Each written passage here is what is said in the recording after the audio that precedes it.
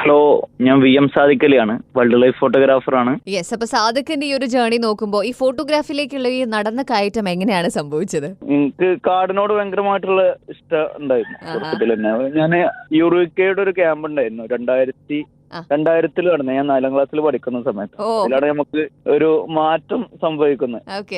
കിളികളെ നിരീക്ഷിക്കാനും പൂമ്പാറ്റകളെ കുറിച്ച് പഠിക്കാനൊക്കെ ഒരു തോന്നലുണ്ടായത് ഈ ഒരു സമയത്താണ്. പിന്നീട് ഒരു 3 വർഷക്കാലം ഞാൻ അതിനെ കുറിച്ച് കണ്ട് പഠനം നടത്തി. എങ്ങനെയാണ് ഇതിനെ നിരീക്ഷിക്കുക, പുസ്തകങ്ങളും ടെലിവിഷൻ ചാനലുകളൊക്കെ കാണാൻ തുടങ്ങി. പിന്നീട് ഫോട്ടോ എന്തുകൊണ്ട് നമുക്ക് ഇത് എടുത്തുകൂടാ എന്നുള്ളൊരു ചിന്തയിൽ നോക്കിയാണ് ഫോട്ടോഗ്രാഫി തുടങ്ങുന്നത്. ഞാൻ 7ാം ക്ലാസ്സിലൊക്കെ പഠിക്കുന്ന സമയത്ത് തുടങ്ങിയിട്ട് 2003 തുടങ്ങിയിട്ടുണ്ട് ഫോട്ടോഗ്രാഫി. Okay, super. അപ്പോൾ ഒരുപാട് യാത്രകൾ നടത്തിയിട്ടുള്ള ഒരാളാണ്. അപ്പോൾ ഇപ്പം അടുത്ത് പോയതിൽ ഏറ്റവും ക്ലോസ് ടു ഹാർട്ട് ആയിട്ടുള്ള അല്ലെങ്കിൽ ഏറ്റവും നല്ലൊരു എക്സ്പീരിയൻസ് ആയിട്ട് ഓർത്ത് വെക്കുന്ന ഒരു സ്റ്റോറി ഉണ്ടോ? ഞാൻ കഴിഞ്ഞ ദിവസം ചുരംപാതയിലൂടെ സാധാരണ പോകുന്ന പോലെ ചുരംപാതയിലൂടെ പോകുന്ന സമയത്ത് ധാരാളം കിളികളെ കണ്ടിരുന്നു. അതിലൊരു വുഡ് പേക്കർ ഭയങ്കര രസകരമായിട്ട് തോന്നി. നല്ല ഭംഗിയിലായിരുന്നു കിട്ടിയത്.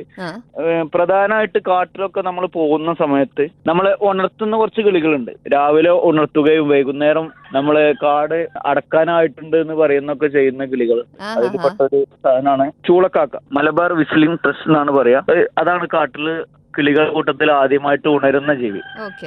ഭയങ്കര രസമാണ് അതിന്റെ ചൂളം വിളി കേൾക്കാൻ വേണ്ടിയിട്ട്. അതിന്റെ ഏറ്റവും വലിയൊരു പ്രത്യേകത എന്ന് പറയുന്നത് നമ്മൾ വെസ്റ്റേൺ ഘട്ടത്തിലെ പക്ഷിമാട്ടത്തിലെ മാത്രം ഒരു എൻഡമിക് സ്പീഷീസ് ആണ്. അപ്പം അതിനെ ഇടക്കിടക്ക് കാട്ടിൽ പോകുന്ന സമയത്ത് കാണാൻ പറ്റാറുണ്ട്. ഒരു നീല കളറായിരിക്കും. അതിന്റെ ലൈറ്റ് ഒക്കെ അടിക്കുന്ന സമയത്ത് അതിന്റെ ശരീരം ഇങ്ങനെ തിളങ്ങും. ഓക്കെ, എനിക്ക് തോന്നുന്നു ഇപ്പൊ ഒരുപാട് പേർക്ക് ഇൻട്രസ്റ്റ് ഉണ്ട് അല്ലെ, യാത്ര പോകാനും കാട്ടിലേക്ക് യാത്ര പോകാനൊക്കെ ഒരുപാട് തീരുമാനങ്ങൾ എടുക്കുന്ന ആൾക്കാരുണ്ട്. സോ അങ്ങനെയുള്ള ആൾക്കാരോട് വളരെ ബേസിക് ആയിട്ട് പറഞ്ഞു കൊടുക്കേണ്ട കാര്യങ്ങളൊക്കെ എന്താണ്? കാട്ടിൽ പോകുന്ന സമയത്ത് നമ്മൾ ഫോറസ്റ്റ് ഡിപ്പാർട്ട്മെന്റിന്റെ പെർമിഷൻ എടുത്തിട്ട് പോവുക എന്നുള്ളതാണ്. ഈ കാട്ടിൽ പോകുന്ന ആളുകൾക്കൊക്കെ അറിയുന്നുണ്ടായിരിക്കും അത്.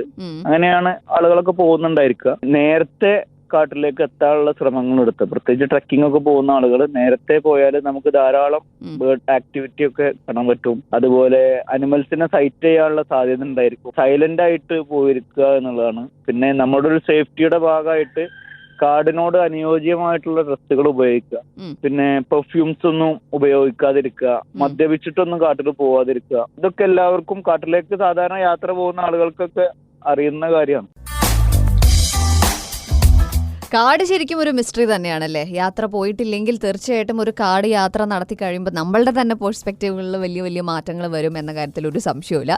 എന്തായാലും കുറച്ചുകൂടി വിശേഷങ്ങൾ നമുക്ക് പറയാനുണ്ട്. പാട്ടിന് ശേഷം we will be right back on club FM. This is RJ Hira with you. Have done കണക്കിന് ഫൺ ആൻഡ് ടൺ കണക്കിന് മ്യൂസിക്. Stay tuned.